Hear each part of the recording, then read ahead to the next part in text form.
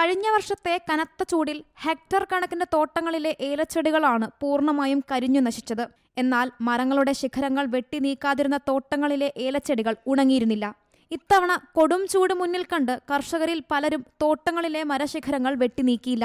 എന്നാൽ തെളിഞ്ഞുകിടക്കുന്ന അതിർത്തി പ്രദേശങ്ങളിലെ ഏലച്ചെടികൾ വാടുന്നുണ്ട്.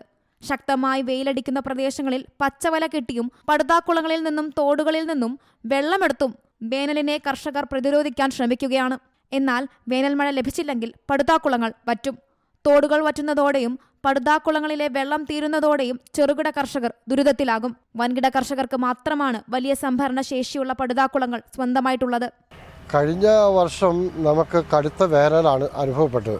അത് വേനൽ അനുഭവപ്പെട്ടുകൊണ്ട് ഏലമൊക്കെ ഉണങ്ങി, ഒത്തിരി കർഷകരുടെ ഏലം ഉണങ്ങി നശിച്ചുപോയി. അതിൽ നിന്നിപ്പോൾ അതിജീവിച്ച് ഏലം സംരക്ഷിച്ച് വരുന്ന ഒരു സാഹചര്യമാണ് ഇപ്പോൾ ഉള്ളത്.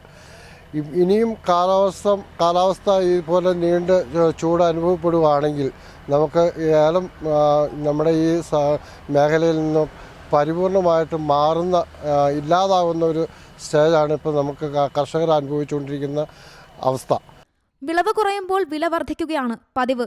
എന്നാൽ ഇത്തവണ വില നേരിയ തോതിൽ ഉയർന്നതല്ലാതെ വലിയ കുതിപ്പുണ്ടായില്ല. 2800 രൂപയാണ് കമ്പോളത്തിൽ ഉയർന്ന വിലയായി ലഭിക്കുന്നത്. വൻകിട കമ്പനികളും ലേല ഏജൻസികളും ലേലകേന്ദ്രങ്ങളിൽ ഗുണനിലവാരമില്ലാത്ത ഏലയ്ക്ക ലേലത്തിനെത്തിച്ച് കുറഞ്ഞ വില കാണിക്കുകയും ഇത് വിലയിടിവിന് കാരണമാകുകയും ചെയ്യാറുണ്ടെന്നാണ് ആക്ഷേപം. 2019 ഓഗസ്റ്റിൽ ഏലക്കയുടെ വില 7000 ആയതോടെ വളം, കീടനാശിനി വിലകൾ 3 ഇരട്ടിയായി ഉയർന്നിരുന്നു. തദ്ദേശീയരായ തൊഴിലാളികളും തമിഴ് തൊഴിലാളികളും കൂലി വർദ്ധിപ്പിച്ചു. ഇതോടെ ഉത്പാദന ചെലവും ഇരട്ടിയായി. കാലാവസ്ഥ കൂടി മാറുന്നതോടെ കർഷക തൊഴിലാളികൾ ആശങ്കയിലാണ്. സീ മലയാളം ന്യൂസ്, ഇടുക്കി.